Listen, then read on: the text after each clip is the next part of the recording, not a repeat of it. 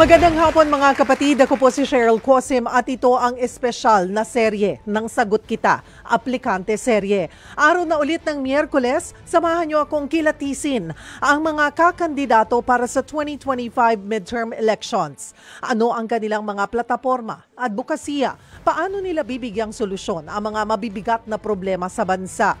Live po tayo sa True FM 105.9 at syempre kami rin po ay mapapanood nyo sa lahat ng mga Signal subscribers. Kami po ay nasa True TV Channel 19. Present din tayo syempre sa inyong mga socials, sa Facebook at sa YouTube. Mga kapatid, ang ating aplikante ngayong araw, batikang abogado at nagtrabaho bilang dating Executive Secretary. Siya ay si Attorney Vic Rodriguez. Makisali po sa isang oras na job interview dito lang sa Sagot Kita, Aplikante Serye. At syempre, hindi po mawawala ang ating question of the day. Baka po nagbabago yan linggo-linggo magmula nung nilaunch po natin itong ating serye noong end of October. Tama ba ako, Carmi? Or sometime November, mid-October. Ano ang pamantayan mo sa pagpili ng senador? Sikat ba siya? Kilala mo sa pangalan? Matunog yung pangalan? Ay, catchy yung kanyang yung kanyang ads, yung gano'n, nakikita mo kahit saan ang mukha, or mas may malalim po kayong pamantayan, experience-wise, kagalingan, kaalaman sa paggawa ng batas. Dapat din po ang ating bago tayo gumawa ng ating list, naintindihan po natin kung ano yung trabaho ng certain position na yon. This coming midterm elections, mayroon po tayong national, of course, the Senate, and then the local positions. Sana po ay we take our time, para intindihin. Kasi minsan di natin sineseryoso, pinapahalagahan yung ating boto. Dahil sabi ng kamag-anak, dahil yan ang sinusuportahan, pero dapat kinikilatis po natin yung mga iniluluklok natin sa iba't ibang posisyon para mamuno sa ating bansa. Kasi sa atin po yan babalik eh. Sila po ang magseserbisyo sa atin. Paano kung ang napili po natin ay wala naman palang gagawin or walang ginagawa? Yun pong mga ibinoto nyo noong nakaraang halalan. Pasok ba lahat? Kamusta po ang kanilang performance? This is a good time to revisit that. Check nyo po ulit. Kamusta? How are they performing? Or hindi nyo na ho sila iboboto ulit. Ayun, yung mga ganong mga bagay.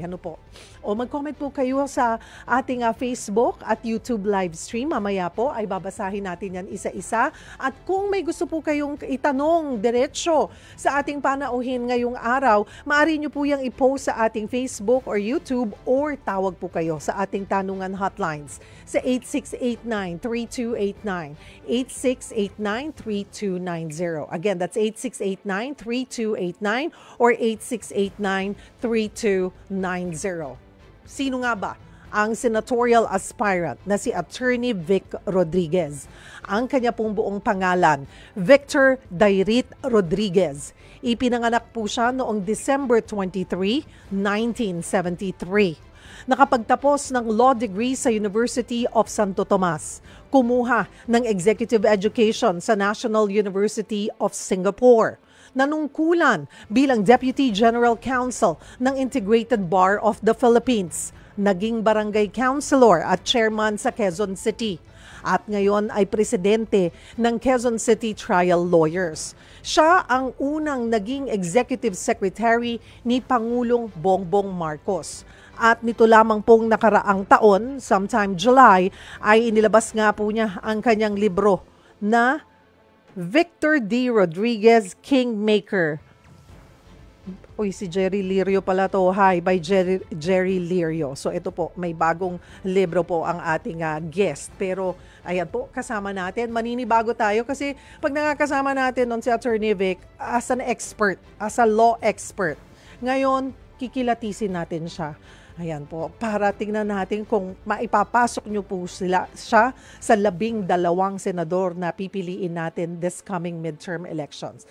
Kasama natin live dito sa studio, sa Sagot Kita, Aplikante Serye, Attorney Vic Rodriguez. Attorney Vic, thank you for joining us. I know you just came from out of the country. trip na napaka-short, so pagod pa siguro ang katawang lupa mo. Thank you, Cheryl, for inviting me at magandang hapon sa lahat ng ating mga kababayan at sumusubaybay sa programa ni Binibining Cheryl Cosim. Thank you for inviting me. Thank you for making time. Kahit nga sabi ko, very hectic ang schedule. Gusto natin kasi dito nga po sa ating programa, kilatisin, kilalanin. Ang daming nasa listahan. Pero dapat doon sa madaming pagpipilian po natin, we pick the best. Ano po, na tingin natin ay talagang may kakayanan talagang mamuno po sa ating bansa. Pagiging senador. Nagsimula ka sa LGU, Attorney Vic, bago nagkaroon ng national positions. Bakit Senado? Alam mo naman na yan na naiintriga ka palagi. Ang sinasabi ng ilan, may hugot yan, may pinanggagalingan, kaya lang tumatakbong senador. Totoo yun, Cheryl. Meron akong hugot, meron pinanggagalingan, at dapat lahat ng Pilipino ay may hugot. Sapagkat patuloy ang pambubudol at sinasalaula ang ating pambansang budget, ang pera ng mamamayang Pilipino. Kaya tinanggap ko ang hamon na pamunuan ang tunay at maisog na oposisyon. At tinanggap ko ang hamon upang pamunuan ng war on corruption. At ito ang dahilan kung bakit tayo ay kumakandidato bilang aplikante ninyo sa Senado, bilang senador, ay aking pinamumunuan ng war on corruption. Nais kong isabatas ang pagbabalik ng death penalty sa kasong plunder. At bago natin maibalik yung death penalty, nais ko munang amyendahan yung batas ng plunder, Cheryl, at ibaba natin yung threshold nito at going from 50 million pesos to 5 million pesos na lamang. Naman yan. O sige, mamaya. Malaking pera yung 5 million, Cheryl. Yung 5 million, pangarap na yan ng maraming Pilipino na magkaroon at maipamana sa kanilang mga anak. Mamaya, hihimayin po natin yung isa. Sabi nyo nga po, may hugot kayo. Hugot na ang sinasabi nila ay dahil nawala ka sa kasalukuyang administrasyon. Pero doon sa... Let me just correct that. Ang hugot ko dahil tuloy-tuloy ang pangbubudol ng Marcos administration. Ang hugot ko dahil patuloy na linulustay yung kaban nating mga Pilipino, not for anything personal. Nothing personal. Yes. But with your family. Nung nagde-desisyon ka, saan ba pumasok, kailan? Nagsimula yung parang, consider mong tumakbo ng national post to consider that. Ano ang kwento behind that? Nung nagsimula siguro ito mga March or April, nung unang nabanggit ni Pangulong Duterte na why don't you run for senator this coming next year election. Ang tugon ko kay Pangulong Duterte, kaya ako, Mr. President, tutulong na lang ako. Mas komportable akong behind the scene. Mas komportable ako, bigyan mo lang ako ng isang sulok. Pag-isipin mo ko ng 24 hours a day, I'm all right. I'm going to give my all. I will help you. I will support you. Or whoever will be the task to lead yung tunay at maisog na oposisyon. At nag-progress yung aming usapan. And I only decided to run, to accept the challenge na pamunuan ng tunay at maisog na oposisyon no October 5, nung 3 days before the filing and the last day of the filing. Kaya kung mapapansin ho ninyo, talagang wala tayong billboard. At hindi rin naman ako nagugulat yung kulang pa sa awareness because I only decided last October 5, kinausap ko rin ang aking may bahay, yung mga anak ko, yung tatlo. I was gonna ask, ano yung kanilang reaksyon? Yung asawa ko ay talagang ayaw nun sa limelight ayaw nun sa politika. Pero nakita niya nung aming linunsad yung libro, yung Kingmaker the hard copy, sa iba't ibang lugar dito sa Pilipinas at sa ibang bansa, yung init nung tanggap nung ating mga kababayan. At the same time, lahat nagrereklamo na naaawa na sa nangyayari sa ating bansa at hindi na matanggap yung malawakang korupsyon. Nakikita, nararamdaman naman lahat yan. Kanya nga may malaking pagkilos ng isang araw sapagkat hindi na natin pwedeng palagpasin ito. But Attorney Vic, noong ikaw ay nag-resign, ang rason mo noon ay family time. Yes. Was it really family time? Absolutely. Unang-una yung oras sa pamilya. And then mali na nga yung direksyon ng administrasyong ito. At nakikita ko na yung mga hindi nagsakripisyo, yung interest nilang inuuna nila, yung aking tinatawag na mga Johnny come lately. You've been quiet eh. You've been quiet. We would talk and you said na, dati kong boss yan, respeto na lang natin. Yes. And you said nga, you were able to talk kahit papano naman, Yes, diba? yes. Nung, hindi ko alam kung tama, kung naalala na nagtungo ka pa sa kanilang bahay, nakapag-usap pa kayo. And that was around September 27, 28. Ito yung nag-resign na. Thereabouts, noong 2022. So, yun yung huli. So naghiwalay kayo ng okay. Maayos naman, yung aming huling pag-uusap. Yung kumbaga, civil, maayos. Maayos. Ano? I was invited by him to see him a few days, 2 days or 3 days after he arrived from his first US visit sa UNGA.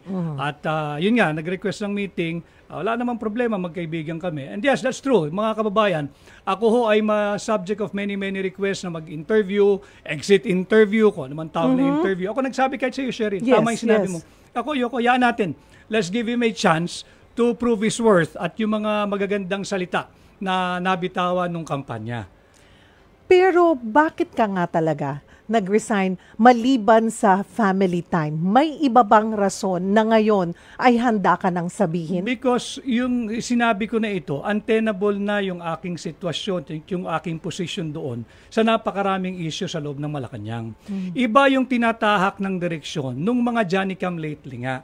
Yung Johnny Come Lately, mga kababayan, ito yung hindi natin nakasama nung walang gustong sumama kay Bongbong Marcos nung siya ay hindi naging matagumpay noong 2016 at dumugtong na lamang nung nakakakita ng siguradong panalo. Ang masaklap kasi dito, nung mananalo na, eto na sila nag-uunahan at the very first opportunity na pwede silang makapagnakaw, nandyan na naman sila. Yun, tinutulan ko yun. Even yung pagdating sa appointments, ang gusto nila, una sila eh. Ako, tika muna. Unahin natin yung mga totoong tumulong at ang intensyon magbigay ng tunay na serbisyo. Hindi makapagnakaw or lalong mapanatili ang kanilang angkan o sarili sa poder. Yun ang aking linabanan. Alam mo ba na ikaw ang pipiliin or ikaw talaga, ipinangako ba ni Pangulong Bongbong Marcos na ikaw ang kanyang magiging executive secretary? Hindi. Kasi ang executive secretary, we call them the little president. Yes. Diba? Ayan. Hindi. Hindi. Pero nung tinanggap mo, alam mo na talagang hindi magiging madali at Alam ko. marami talagang gagapang. Alam ko. In fact, nung in-offer yan, sabi ko, okay na ako I don't need this. Pero upon the insistence of hindi pa kami nanunumpa noon, President-elect, sabi niya, no, you have to help me run my office the way you've run the campaign. At malaking bagay yun, Cheryl. Hindi ba nakakataba ng puso yun? Dahil hindi na yan ordinaryong tao, President-elect na yan At saka pinagkakatiwalaan ka ng President-elect ni Tama. Pangulong. So lahat ng nangyayari, lahat ng hindi ka rin sang-ayon or may napupuna ka, ay napapag-usapan yung dalawa. Very open naman kami. At ano nangyari? maganda niyang tinatanggap yung aking opinion kahit kontra sa kanya. Maganda kong tinatanggap yung kanyang opinion kahit kontra sa akin. And we just pick the best idea na lumabas. Ganun kaya maganda yung relasyon Kaya naman na konting kulit yabang but with all humility, kaya naman naging maganda ang patakbo ng kampanya noong 2022, naging swabe. Where did it, saan nagkaroon ng lamat? Doon sa mga appointments. Hindi ba dapat kayong dalawa ang pumipili noon? He was standing by me. And kaming dalawa nagsasara kung sino yung dapat ma-appoint at hindi dapat ma-appoint. Pero along the way, yun nga, yung sinabi ko nga, bumigay yung aking principal dati. So kako, untenable na ito. Alam mo, ang executive secretary, magiging matagumpay lang. Isa lang kailangan mong kakampi dyan. Pangulo. Yung Pangulo. Yun lang ang kailangan mong kakampi. But even then, when I was the executive secretary, nabanggit ko na rin ito, I have offered to get out. Ako, okay ako, exit na ako. Kung sa tingin mo na akong nakakakos ng gulo rito, wala ka ng tiwala. Sabi niya, no, pinaghirapan natin, tutuloy tayo. And he even asked me how come I have not submitted any of my documents sa Commission on Appointments. I told him I'm not going to go and sit down there. Kako walang tamang sagot dyan. Galing ka dyan, naging senador ka, naging kongresista ka, alam mo kalakaran dyan. Pag upo ko pa lang dyan, nakahubad na ako. Tatalupan pa ako. Ayaw ko. I'm not going to surrender my self-respect and dignity. I owe it to my family. I owe it to my children. I said no, I am going to exit, okay ako. Okay, mamaya babalikan ko yung commission on appointments. Kasi pag nanalo ka, kung magtapalarin ka, magiging bahagi ka niyan. Eventually, pwedeng maging bahagi ka po niyan, diba, ng committee na yan. So is this something na tingin mo ay kailangan baguhin or ayusin na makikita natin? Kasi minsan talagang yung mga tinatanong ay talagang sabi nyo nga, nahuhubaran din talaga na sometimes it has nothing to do with the position. Exactly. They go so personal na to the point na napapahiya na. Ay, kasi pagka doon nangyayari yung horse trading, Cheryl, walang problemang itanungin mo yung nakasalang doon. Tama yung sinabi mo. I agree with you fully 101%. For as long as it is related to your position. Pero kung nandoon ka para lang hiyain ka, hindi ako papayag. Mamaya balikan po natin yan. So, lesson learned. Ano yung mga aral, regrets kung meron man, na nakuha mo sa nakaraang tungkulin mo? Aral, napakasarap magsilbi sa iyong kababayan. Lalo na kung tama yung direksyon na inyong tinatahak. Napakasarap. I think yan ang isa sa pinakamasarap na trabaho magkaroon sa buhay. On the negative side, huwag ka lang magtiwala doon sa lahat ng kaharap mo na nagbibigay sa iyo ng pinakamatamis na ngiti. At yun din ang unang sasaksak sa likod mo pagdating ng panahon. Sino yung pinakamatamis na ngiting nagbigay sa iyo? Madami sila doon. Alam mo, pagka kinakailangan ka pa, lahat ng pabor hihingin sa iyo. At kapag hindi na pabor sa interest nila, yan na, dadambahin ka na. At marami dyan, lagi ko nga sinasabi, ang mga nangunguna dyan, yung feeling Pangulo na wala namang boto. Yung nais maging Pangulo, wala namang mandato. Para sa akin kasi noon, isa lang ang aking Pangulo, yung binoto ng tao. At yun lang ang susundin ko, being the executive secretary. Hindi ka pwedeng maraming amo riyan. Ang amo mo lang, ang poprotektahan mo lang, ang tutupdin mo lang ay yung Pangulong binoto ng tao, hindi yung mga feeling Pangulo. Madami ba silang feeling Pangulo? Madaming feeling Pangulo dyan. Wala namang mandato. Pero naramdaman mo na yan kung sino-sino sila during the campaign period pa lang? Nung campaign period, medyo tame pa eh. Pero meron ng mga nangunguna. Meron na yung mga, kumbaga sa kabayo, bumabandera. Na ito yung mga magiging cause of friction pagdating ng panalo. Ma-identify mo naman eh. And as expected. True. Expected. Hindi rin naman ako nagulat kung sino-sino sila. Hindi ako nagulat. At handa ka naman. Mukhang tibay mo eh. Tibay mo. Alam mo, Cheryl, pag wala kang inagrabyado, talagang matibay ka. Pag wala kang inonse, talagang kaya mong humarap kahit kanino. Puntahan natin ang iyong mga plataforma, Attorney Vic. No? Ang sabi mo nga, tatakbo ka kasi hindi mo na kayang sikmurain yung umano'y korupsyon sa pamahalaan. Anong klaseng korupsyon? Ano yung nakita mong korupsyon? Simulan natin sa budget. Yung unprogrammed appropriation. Ngayon 2025, pinirmahan yung unconstitutional budget for 2025. Siniro ang PhilHealth. And then linagak yan lahat doon sa unprogrammed appropriation at pork barrel at ayuda na pinangungunahan ng mga mambabatas. That is corruption, Cheryl. At hindi naman kinakailangan sa pagmumudmud ng tunay na ayuda. Iba yung ayuda na pinamumudmud ng mga mambabatas. Iba yung 4Ps. Dapat kailangan alam din ho natin ito. Dalawang klase po yan, yung conditional cash transfer, yung merong conditionalities, kagaya ng kinakailangan panatilihin mo sa eskwela yung mga anak, yung mga nanay dapat nagkakaroon ng periodic check, yung mga bata dapat pinapabakunahan.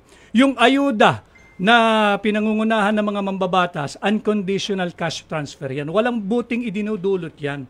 At pag pinamimigay, kinakailangan nandun yung mambabatas. Kinakailangan nandun yung kanilang mga tarpaulin posters. That is corruption. Kahit ano pang paliwanag yan. Corruption yan. AIX, AKAP, pati na nga raw yung tupad. Sabi ni Mayor Benji Magala, yung 777. 7 million, 7 million, 7 million per congressman or congresswoman nasasama sa kanilang pinuno kung saan man siyang pupunta para magmudmud ng AIX at ayuda at AKAP. At pinaalalahanan po yan mga kapatid dahil napapag-usapan na namin ni Attorney Vic ng COMELEC. Although kasi ang hirap ngayon, hindi pa talaga campaign period. Ano po? So, pwede pa. Pero, ang aming pong paalala, yan pong nakukuha yung tulong na ayuda mula po sa AIX or AKAPman or TUPAD, yan po ay pera natin. Tama. Pera po yan ng taong bayan. Hindi po yan pera ng nakaharap o humaharap sa inyong politiko. Maaring sila po ay naging means kasi nga sila yung nasa posisyon. Ano po? Sabi nga ni Attorney Laudianco ng COMELEC ay maaaring may recommendation mula dito sa mga nakaposisyon. But then again, this is just a recommendation. The reason why dapat na makatanggap kayo niyan ay because you are qualified at hindi ka dapat malakas. Kung malakas ka lang, hindi na po matino yung hinihinga. Maliban sa hindi ka matino dahil malakas ka, humihingi ka na alam mong you're not qualified, pati yung nakaposisyon dyan, hindi po yan matino. Again, yan po ay pera ng taong bayan. Hindi po yan pera ng kahit sino mang politiko, kahit ni Pangulo, hindi po niya yan pera. Yan po ay ating mga buwis. Taxes po natin yan. We just want to clarify that also. Kasi akala nila, ang bait-bait ni ganito. Ay, thank you po kay ganito. Ay, hindi sila dapat tumanaw ng utang na loob. Po ako. Hindi utang na loob ko po ito habang buhay. Hindi po, mga kapatid, deserve nyo yan. Sa inyo po talaga dapat yan. Sa atin po yan. Pera po natin yan na dapat na pinangangalagaan. So, yun po yung sinasabi nyo. The other corruption, any other issues na nakikita nyo po? Tingnan din natin yung kinuhang 60 billion pesos ng PhilHealth at yung 25 billion pesos ng DBP at 50 billion ng Land Bank.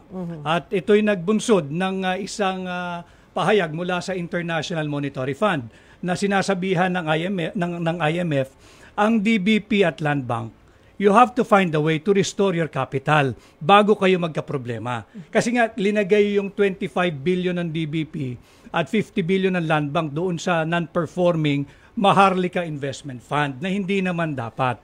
So look at the money na nawawala po. 75 billion in total, 60 billion dito sa PhilHealth and hindi na papag-usapan pero mahalaga yung 107 or 117 billion pesos ng PDIC o ng Philippine Deposit Insurance Corporation. Kinuha din yan, Cheryl. At yan ikinuha upang pondohan yung unprogrammed appropriation. I'll take this opportunity sapagkat it is my duty to explain to you, the Filipino people, sa pinaka-simpleng pananalita kung ano yung unprogrammed appropriation. Parang home budgeting lamang po yan, mga kababayan. Yung unprogrammed appropriation, ito po yung wish list, yung pangarap, yung luho, yung kapritsyo, na hindi priority. Pag may sobrang pera lang si tatay at nanay, baka pagbigyan ka. Pero hindi yan priority. Ayan, kunwari, 'di ba? Ayan, yung mga pagkain natin, yung monthly bills, ayan, yan yung talagang prioridad nyo po. Tapos may on the side ka, ay, bibila kong basketball. Bagong iPhone. Bagong cellphone. Oo, ganyan. Yun yung unprogrammed. Hindi kinakailangan. Na hindi kailangan. Gusto mo, pero hindi kinakailangan. Na kahit hindi ka magkaroon, hindi magbabago ang iyong buhay at hindi kayo magiging malungkot. Yan ang ibig sabihin ng program appropriation in relation to home budgeting.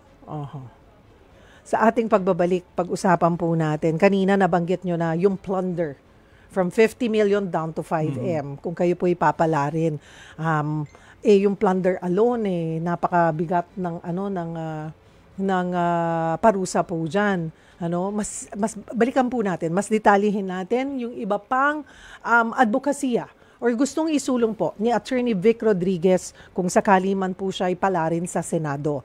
O break muna po tayo saglit. Kung may gusto po kayong itanong sa kanya, maaari nyo pong i-post yan sa ating live stream or pwede po kayong tumawag sa ating tanungan hotlines. Mas kilalanin pa natin ang ating aplikante. Maya-maya lamang, huwag po kayong bibitaw, magbabalik ang programang Sagot Kita, Aplikante Serye.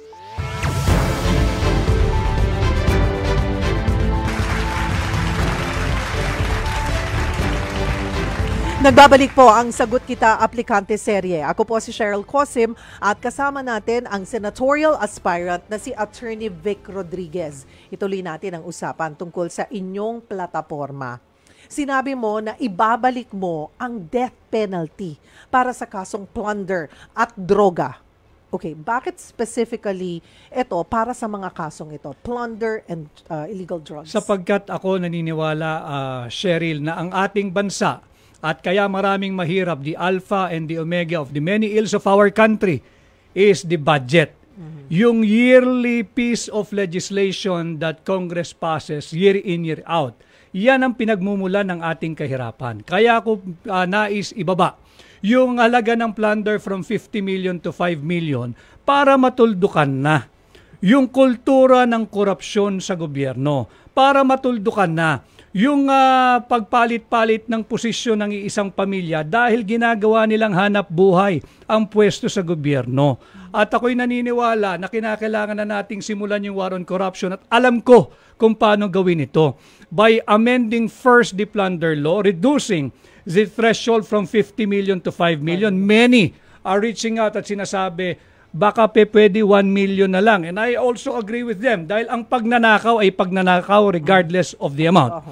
At pag naibalik ko na yan bilang senador ninyo, aking ipapanukalang ibalik ang death penalty bilang kaparusahan sa sino mang mapapatunayang guilty sa kasong plunder. And of course, yung droga. Yung droga, specifically, doon sa mga taong gobyernong magiging sangkot dito sa pagpapalaganap, manufacturing, at yung importation, at yung mga banyaga na magpapasok, magpoprotekta, magpapalaganap ng illegal na droga sa ating bansa. Yang dalawang bagay na yan. At wala makakapagsabing anti-poor itong pagbabalik ng death penalty sa kasong plunder at droga dahil walang mahirap na nagnanakaw sa gobyerno at wala ring mahirap na nagiging source ng funding ng illegal na droga. Puntahan natin ang iba pang issue pambansa. Dahil tinitingnan ko yung oras natin. We have 19 minutes left and we have so much to talk about. Okay. VP Sara Duterte, yung kanyang presidency, kinukonsidera na ni VP Sara ang pagtakbo bilang presidente sa 2028. Dapat naman yun, sapagkat higit na malaking boto ang ibinigay sa kanya ng mamamayang Pilipino, 32 million, higit na malaking boto kaysa sa Pangulo. So isang, kumbaga, sa boxing siya yung mandatory challenger pagdating ng 2028. But it's all up to Vice President Inday Sara Duterte kung talagang gusto niyang tahakin yung landas sa magiging Pangulo. But kung siya'y tutuloy, marapat lang sapagkat higit na malaki ang kanyang boto nung huling halalan. 32 million Filipinos ang bumoto ng malaya, konstitusyonal at legal kay Vice President Inday Sara Duterte. Ngayon ay nahaharap siya sa impeachment. Although, ayun na, kaya nagkaroon ng peace rally na wag ituloy, nagsabi rin ang Pangulo na wag nyo nang ituloy yan, wag na nating pagtuunan pa ng panahon dahil mas maraming trabahong kailangang unahin. Naniniwala ka ba na yung mga panawagan na i-impeach si VP Sara ay para pigilan siyang tumakbo sa 2028? Yes, yan panay politika at yan ay political persecution. Ang dapat unahin natin kesa itong mga impeachment na ito yung problema ng inflation, yung problema ng corruption, yung problema ng kawalan ng trabaho, yung kawalan ng underemployment, yung problema ng patuloy na pagtaas ng mga pangunahing bilihin. Yan ang dapat tutukan, yung tumatago sa sikmura ng ordinaryong Pilipino, hindi panay politika. So sang-ayon ka sa panawagan ng Pangulo ni PBBM on that? Sang-ayon ako sa panawagan ng hakbang ng maisog. Sang-ayon ako doon sa panawagan ng mga kapatid natin sa Iglesia ni Cristo na tigilan itong impeachment na ito. Tigilan na itong political persecution na ginagawa nila hindi lamang kay Vice President Inday Sara Duterte, kung hindi pati kay Pangulong Duterte at lahat ng nagpapahayag ng honest dissent. Gaano kahalaga yung show of force, Attorney Vic, ng INC nitong nakalipas na rally? Pagpapatunay na pag nagkaisa-isang Pilipino, regardless of religious denomination, yan ang tunay na soberanya.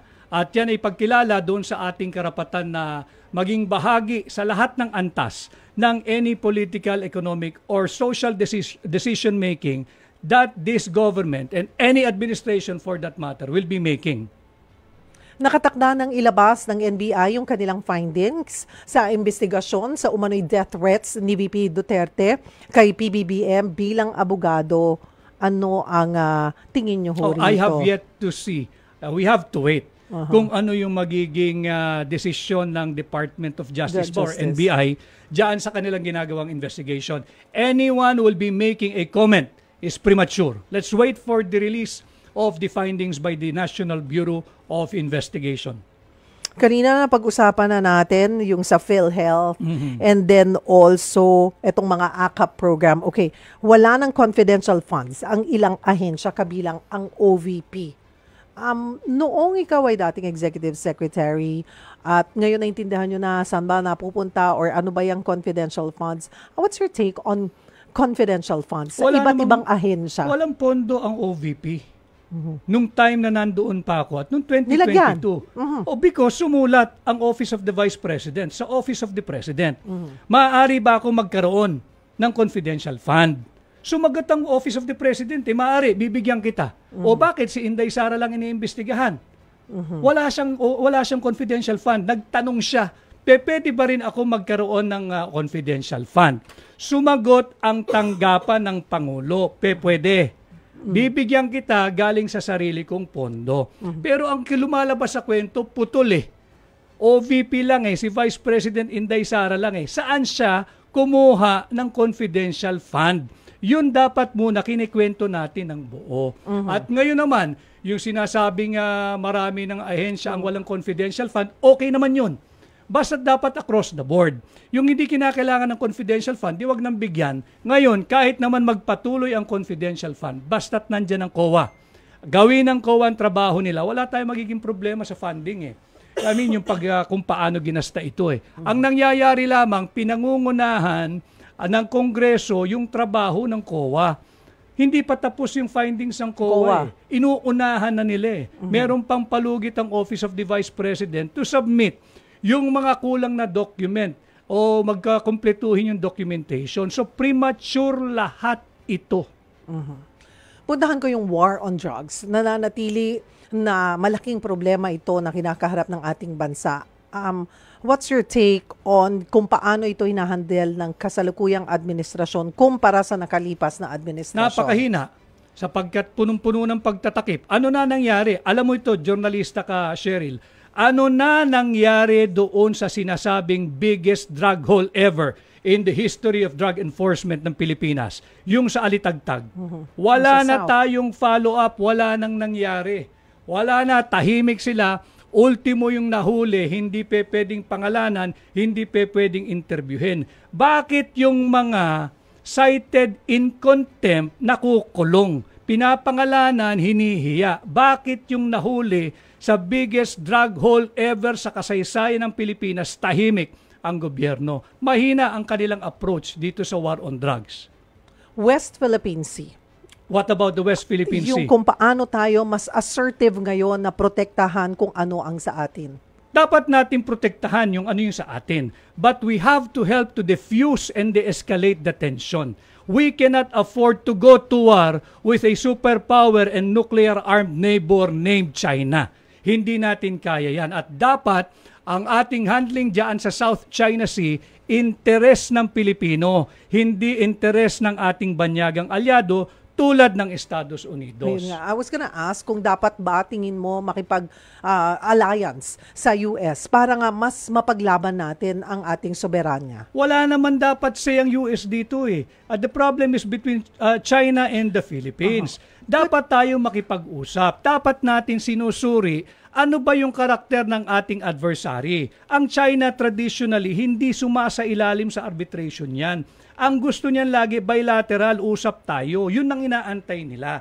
I am not saying China is innocent of their many wrongdoings diyan sa South China Sea. Ang sinasabi ko lang, interes dapat ng Pilipino, hindi interes ng Amerikano, sapagkat yan ay malinaw sa Article 2, Section 7 of our Constitution that we should have an independent foreign policy. puntahan ko ang usaping divorce. Okay, dito naman tayo sa usaping pamilya. Sa usaping divorce naman, sapat na ba yung legal separation at annulment o susuportahan mo ba ang pagkakaroon ng divorce sa ating bansa? May mga nakailan na tayong mga aplikante dito at iba-iba rin ang kanilang opinion. Ako'y hindi sang-ayon sa divorce. Sapat na yung batas natin sa legal separation, sapat na yung batas natin sa annulment. Naintindihan natin, naunawaan natin yung mga naipit sa marriage na yung isa'y alcoholic o di kaya isa'y nasa drug addiction, naintindihan natin yan. Subalit, base sa ating saligang batas ang aking di pagsang-ayon. Again, Article 2, Section 12 of our Constitution, kinikilala ng ating saligang batas yung sanctity of the family at bukod dyan, trabaho ng Estadong protektahan at palakasin ang pamilya bilang basic autonomous social institution. And on the basis of that, I am not for the divorce bill. Political dynasty. Ang sinasabi ng mga eksperto, ang klase ng political dynasty mayroon tayo dito sa bansa ay obese kind na. Kumbaga, kung dati ay ipinapasa ng mga matatanda, pag nagretiro na ipapasa. Thin dynasty daw yon, political dynasty. Naging fat dynasty. Mag-asawa, magkapatid, tumatakbo na. Ngayon, kayo-kayo, kahit sila-sila, nag-aaway-away sa mga posisyon. I mean, lumalala. Kasabi ko nga, pag sinabi mong obese, pag physically, nakakamatay yan. So, nakakatakot. Kung titignan natin, kung gano'n na yung nakikita ng mga eksperto on political dynasty, yung ating sitwasyon. What's your take? Kaya ako naniniwala, Cheryl, naniniwala ako na pag naibalik natin ang death penalty, magandang lunas din ito doon sa political dynasty.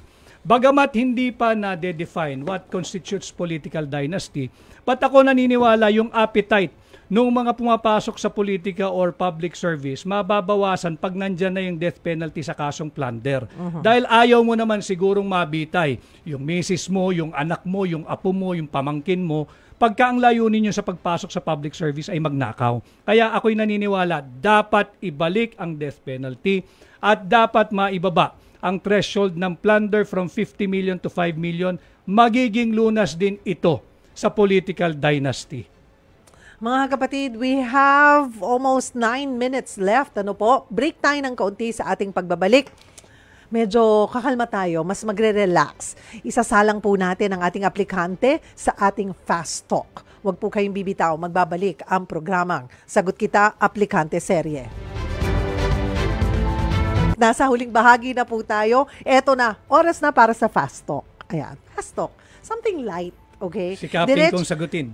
Diretso na tayo dyan sa mabilisang tanungan at sagutan. Sagutin ng mabilis ang ibabato naming mga tanong. Pwede kang mag-explain kung gusto mo, kahit mga 30 seconds, kung may explanation ka. Pwede rin walang explanation at all. Ayan. Okay. First question. Ano ang New Year's resolution mo? Bawasan yung pag-inom ng alcohol. Bakit? Gano'ng kakalakas uminom? Hindi naman malakas, pero mas mainam kasi talaga na, when you're aging. You're 48. Well, I'm older than you, 2 years. Oo. I'm 51 and 73. concentrate 74 more ako, on wellness sa ako akin. this year. Pinaka-challenging part ng pagiging abogado? Pagka nagkakabati yung mag-asawa na naging subject ng annulment or legal separation dahil ang lagi may kasalanan yung abogado. Oo, hindi. Gusto mo bang maging executive secretary ulit? Oo. BBM, friendship over o one more chance? Friendship over. Saan mo nasabing friendship over na talaga? Magmula ba nung ikaw ay nakikita ka na namin sa tabi ni dating Pangulong Duterte? Intriga yun. Yung malungkot na bahagi ng aking buhay nung namatay ang aking nanay, na hindi man lang nagpahatid ng kahit anong salita. Piso lang naman ang text, Cheryl. Piso lang. Libre na. Libre na. Pag gumamit ka pa ng, di ba, ni Haniho, walang hinatid na pagkokondol. Masakit yon. But magkaganon pa man, inulit ko na, kahit gaano kahapdi, kahit gaano kasakit, hindi ko hihilingin na madanasan niya yung dinanasan ko.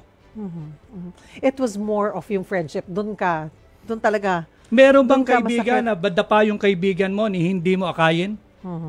May ganong klaseng kaibigan ba? Samantalang nung yung walang gustong sumama sa'yo, ako kasama mo. Mas mahalagang katangian ng tao, loyal o honest? Honest. Biggest regret sa buhay? Wala naman. So far, wala naman. Sana wala. 20 pesos per kilo na bigas, posible pa ba? Yun ay pambubudol na lang yan. Hindi aabot ng 20. Hindi aabot, hindi mapababa. Alam Pero mo ba, kasama ka dun. alam mo Sa ba, simula. sa simula, tama. Paano mo ngayon papababain ng 20 pesos ang meron bigas? talaga kayong formula noon. Meron talagang magandang motivation na maipababa ang kilo ng bigas. Pakainin yung mahihirap nating kababayan ng maayos na bigas. Hindi yung sulit Durog. rice. Ang sulit rice, Cheryl, dagdag ko lang 100% durog. 36 pesos pinagyayabang nilang mura. Yun, pag linuto mo yun, lugaw yun. Araw-araw kang pakainin ng lugaw, hindi ka naman siguro mag-i-enjoy. Sakaling palaring ka sa Senado, ano ang unang bill na isusulong mo? Isusulong ko na amyendahan ang plunder law, ibababa ko from 50 million to 5 million, isusunod ko yung pagbabalik ng death penalty. Sinong politiko ang pinakahinahangaan mo? Sinong politiko for his longevity at brilliance? Si Juan Ponce Enrile. Kung hindi ka politician o abogado, ano ka ngayon? Negosyante. Alright. Mayroon po tayong less than 2 minutes, mga kapatid. Ang ating final question, Attorney Vic Rodriguez, bakit ka dapat tanggapin sa Senado?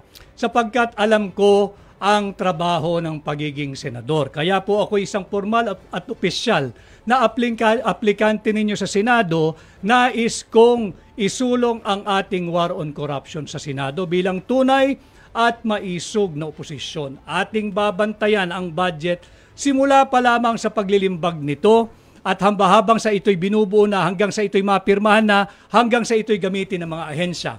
At aking pamumunuan ng war on corruption, alam ko kung paano gawin ito. Aking papanukala na amyendahan ng plunder law, ibababa natin from 50 million to 5 million pesos ang threshold at matapos yan, aking isusulong na maibalik ang death penalty sa kasong plunder at droga.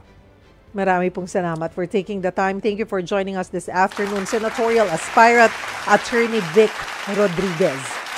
At dito po nagtatapos ang isang oras na tanungan at sagutan. Maraming salamat sa pagsubaybay nyo dito sa Sagot Kita Aplikante Serye. Samahan nyo po kami ulit sa susunod na Miyerkules para kilatisin ang isa pang aplikante. Huwag kalimutan, maging bahagi ng eleksyon at bumoto ng tama. Ako po ang inyong lingkod, Cheryl Cosim. Sagot Kita.